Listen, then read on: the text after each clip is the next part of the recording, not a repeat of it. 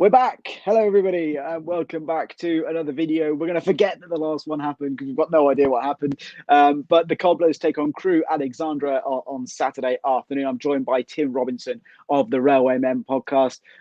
We had some kind of technical problem. We have no idea what went wrong, so I'll try again.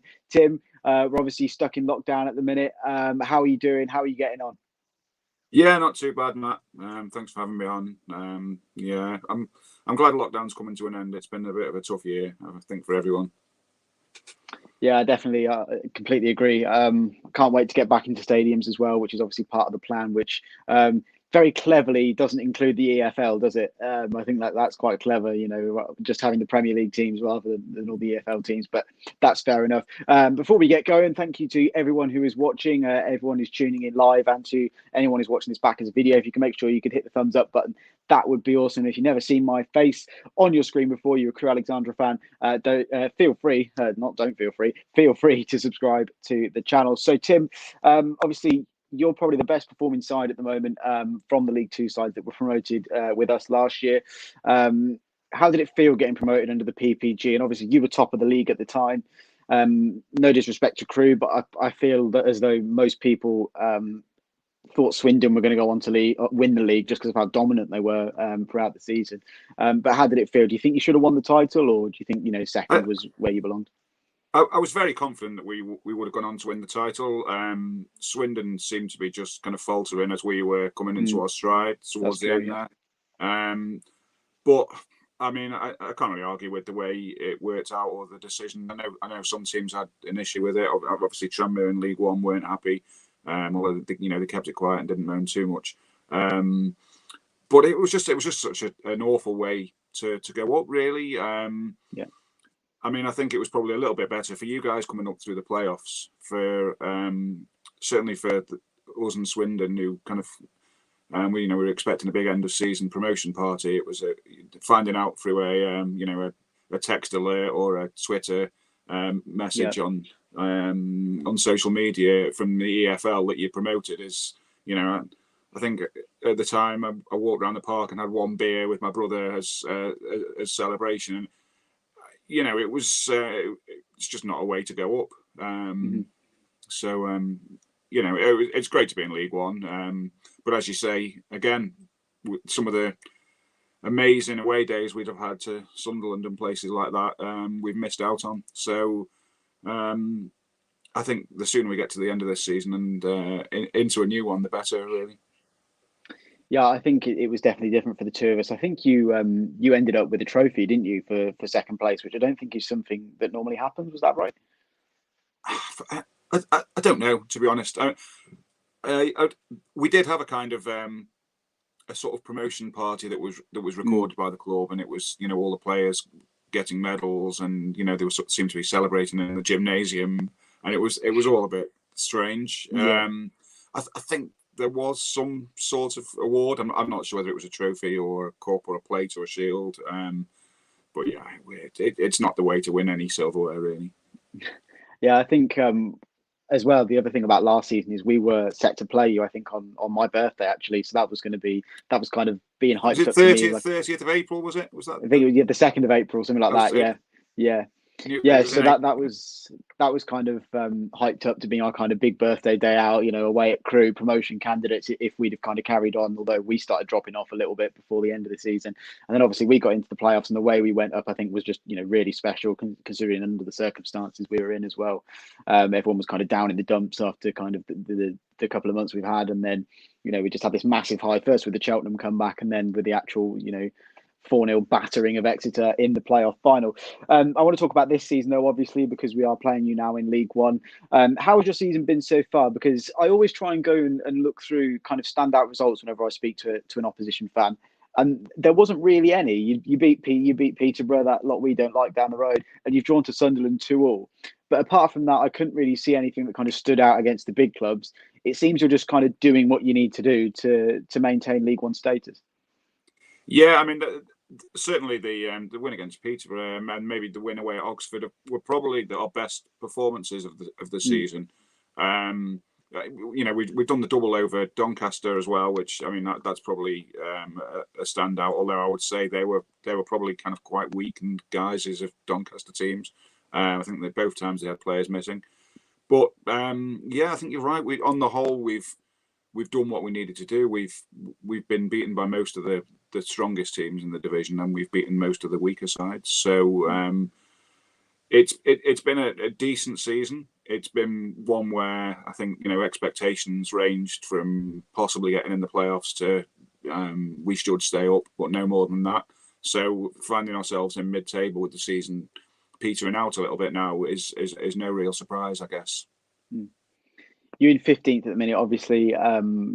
Pretty safe from relegation. I think you're 15 points ahead of us, who are the first team in the relegation zone. So you'd say you were kind of in a word, you'd kind of say that you're pretty secure to stay here next season. Yeah, I think so. I think we're already starting to see signs of players turning up to games with the flip-flops and Bermuda shorts.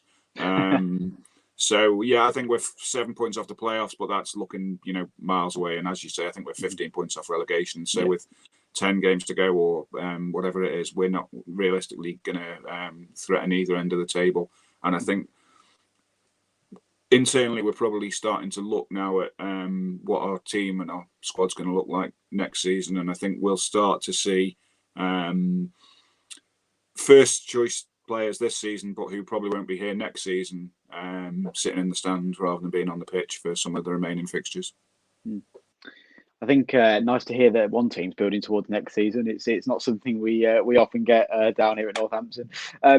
So I want to talk about your manager, David Artell. You said to me off air that you absolutely love him and there's no kind of controversy around him. I think he's wound up Cobblers fans a few times. I think he blamed the pitch last year when we beat you 4-1 at home, a bobbly pitch, and the pitch was in pristine condition. And then he's already said this week, what was it he said? That we've obviously changed manager from Keith Curle to John Brady, and our style hasn't changed at all, is kind of the basis of what he said, which I think a lot of Cobblers fans, certainly myself, would disagree with. I think there are probably elements of the Keith Curle style that are still there, but overall I wouldn't say the style is the same. I'm guessing he's one of their managers. For me, not a massive fan, when he's the opposition, but for you, when he's your manager, you must love him, surely. So he took over when we were pretty much bottom of League Two, or certainly lower reaches of League Two, playing some dreadful football under Steve Davis. We had young kids coming through from the youth team, but they were coming into such a poor side that it was very difficult for them to really kind of make any mark. And he's, over the last 3 years, kind of brought those players through. We've now sold some of them on. Some of them are very much still part of the club and the team. And he's done it while playing some lovely football, some of the best football I've seen at Crewe in 30 years of being a fan.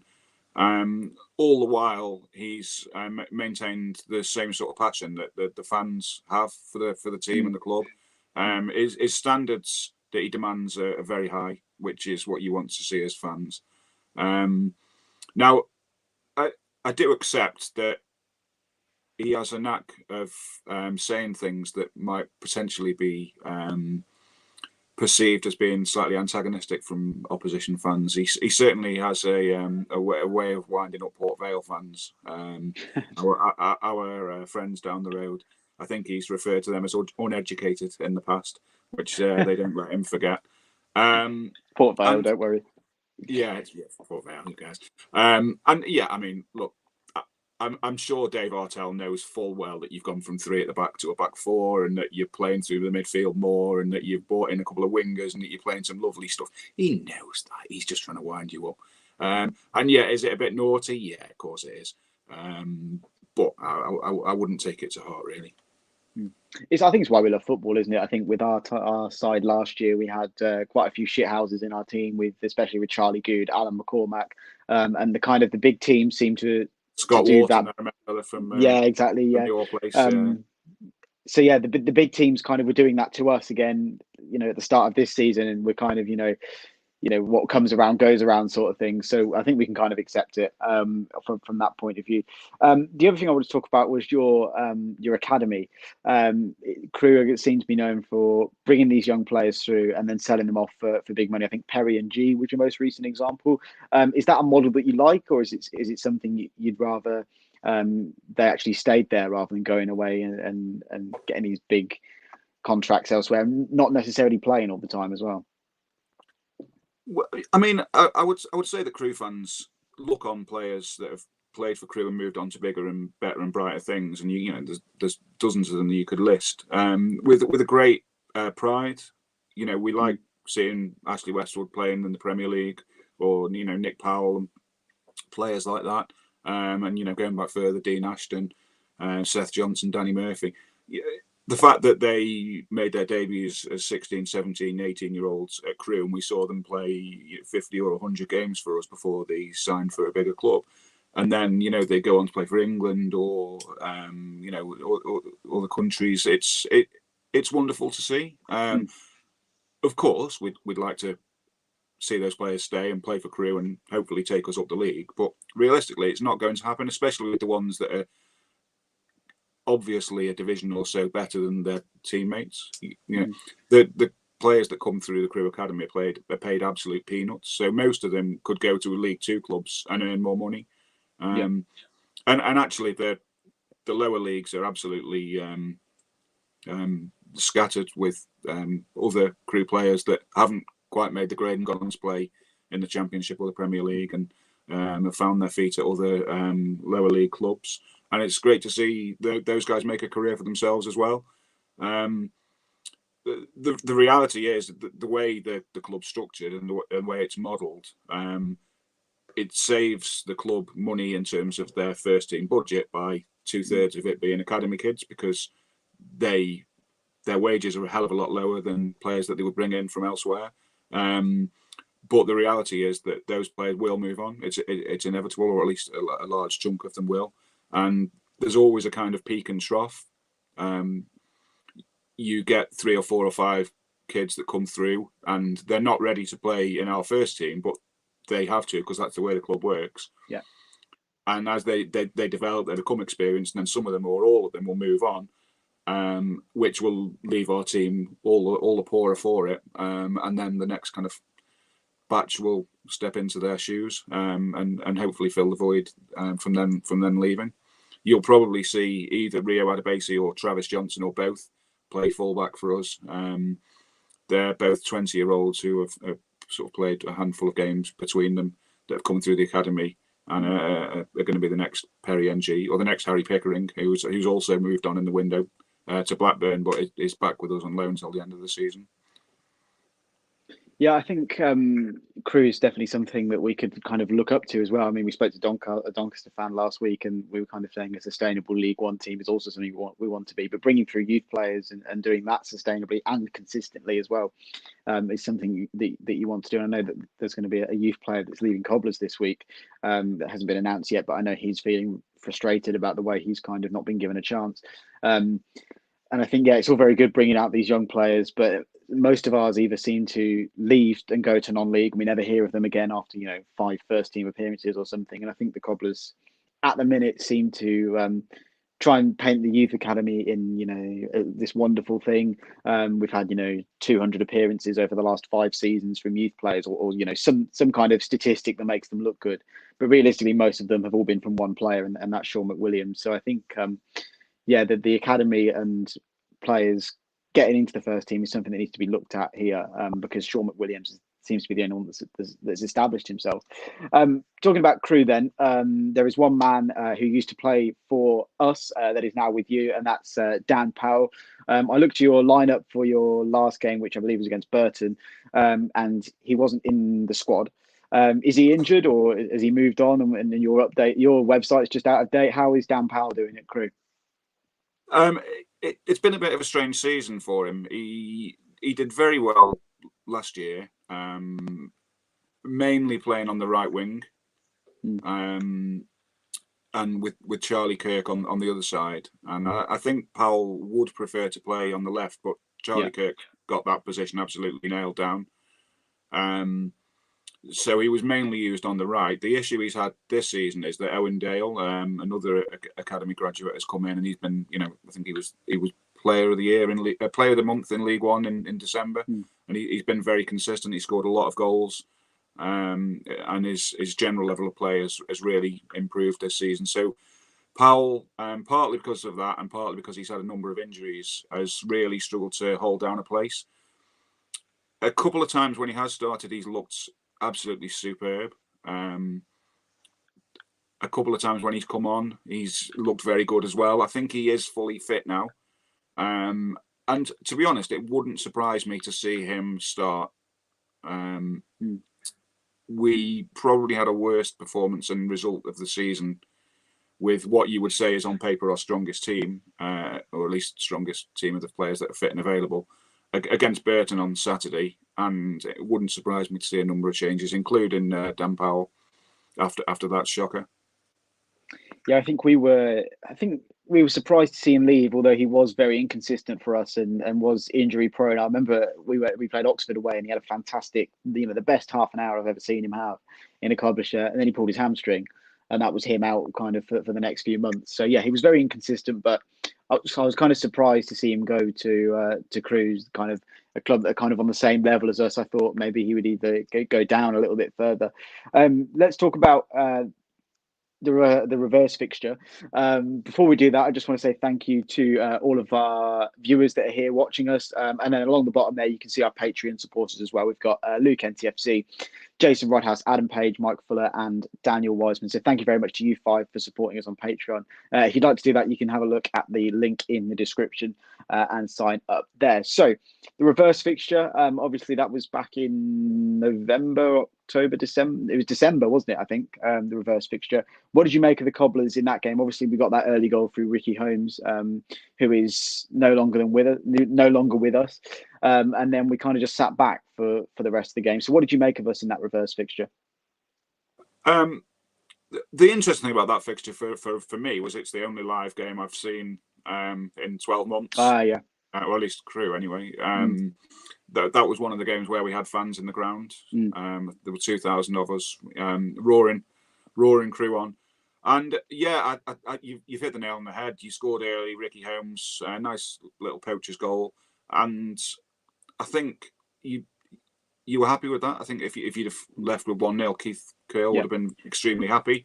And that seemed to be the game plan. And to be fair, it's often not a bad game plan to sit back against us and have 2 lines of 4 and say, go on then, what can you do?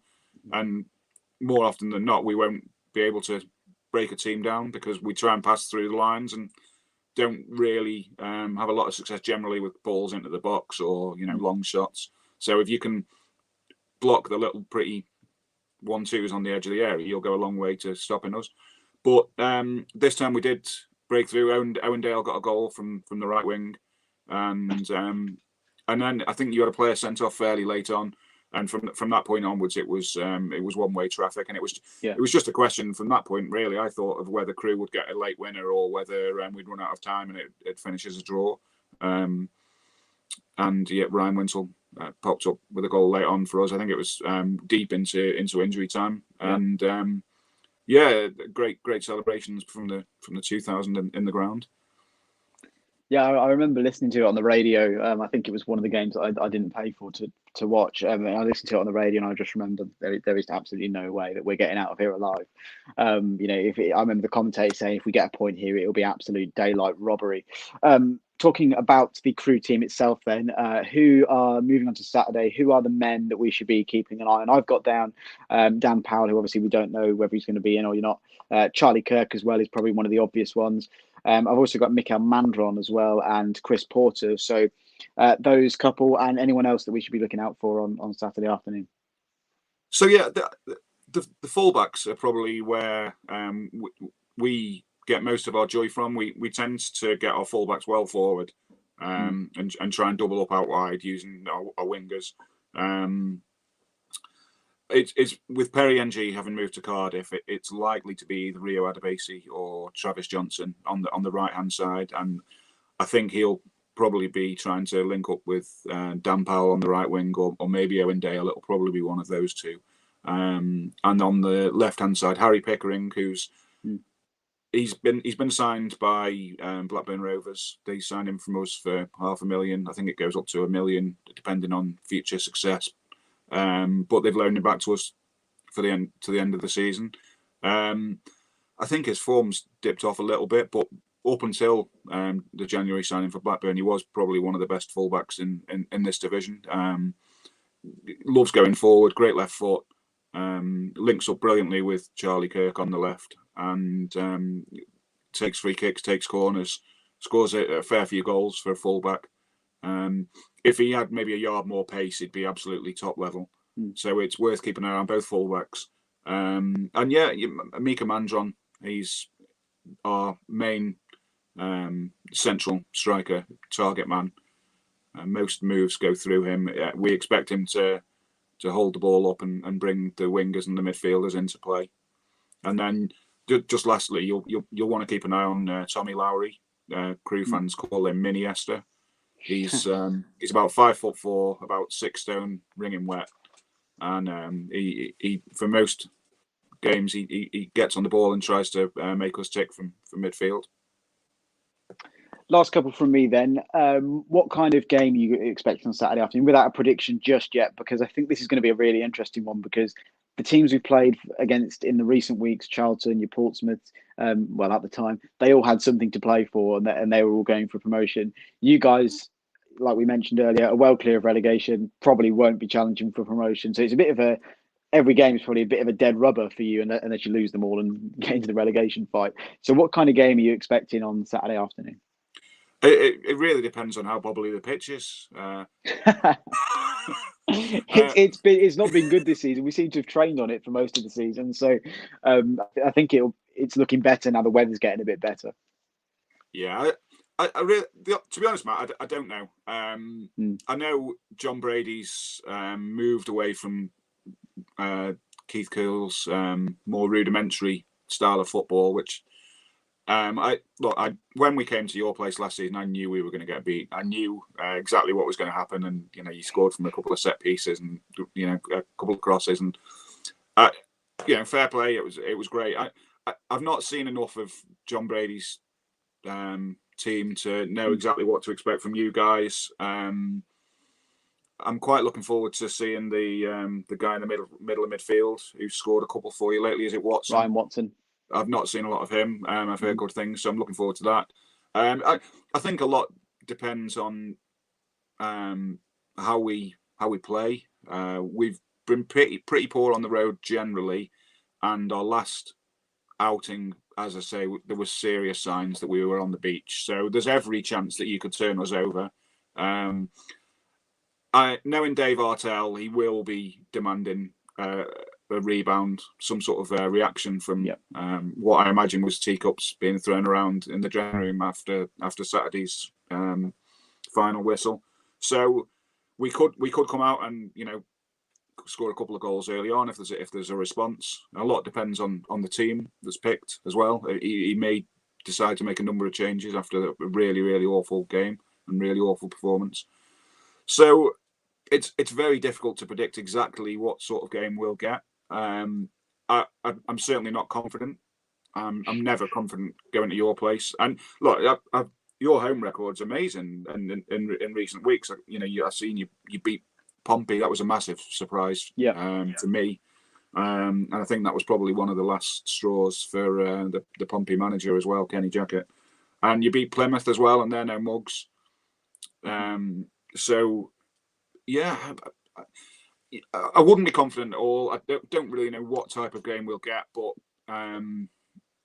we've shown a bit of a soft underbelly away from Gresty Road in recent weeks. So it wouldn't, with you fighting for your lives and maybe having a bit of a rebound from your new manager, it wouldn't be any surprise to me if you beat us on Saturday.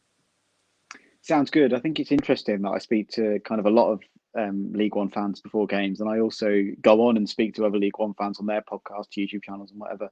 And everybody seems to say the same thing. We don't really know that much about you, so we're not really sure what game we're going to get. And I think that's no obviously disrespect and to anyone, even myself.